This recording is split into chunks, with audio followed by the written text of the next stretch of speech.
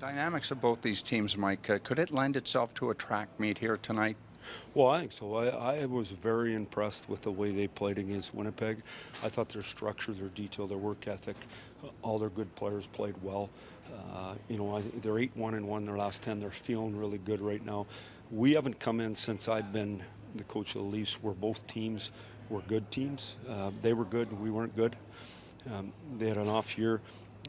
So this is the first time it's actually been two teams look like they're pretty good teams and look like they're going in the right direction that are playing, and so I think it makes it exciting for us and exciting for them.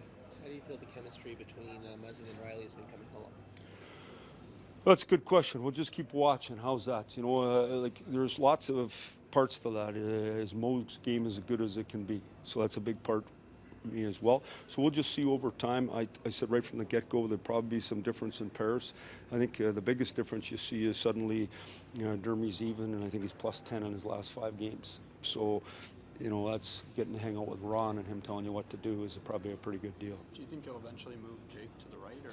Oh, I don't know what I'll do. Maybe a different pair. We'll just see what happens. You know what I mean? So we got some options now. Obviously, we feel our defense is way better than it was, and more depth, and we could play more players with more players. So we'll see over time. Does having Ron on that third pair kind of open things up as far as using the other pairs a little bit more? Well, I would say to you, obviously, just depth-wise, but I would say there's different options. We've talked a lot about them. We just try to be as patient as we can right now, and we're going to continue to do that. And then, you always have different scenarios in your mind you can get to, and we'll go from there. Is the play of Freddie in particular and the fourth line making it harder to get Ennis in there?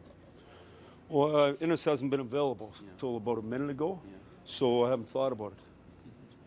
What's you're in a reminiscent mood? What's your best memory in Montreal playing for Miguel? Oh my God, I got too many of them. But even yesterday for me it was great.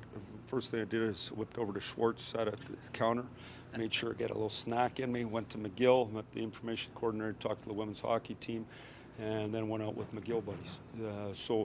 It's always fun to come here. It's a walk down memory lane, as you say. I think it's a spectacular city. I like coming here because of the pageantry they put on here before games and the history of the franchise.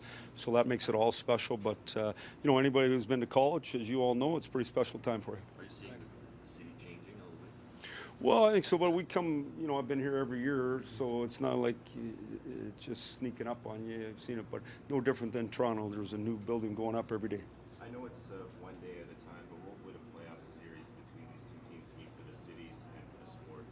Well, I think it's a great thing for you to speculate on. I think that's what they give you this opportunity for. So, I guess what I'd say to you, we got a game today. It's the most important one because it's the one we're playing. Is that boring enough for you?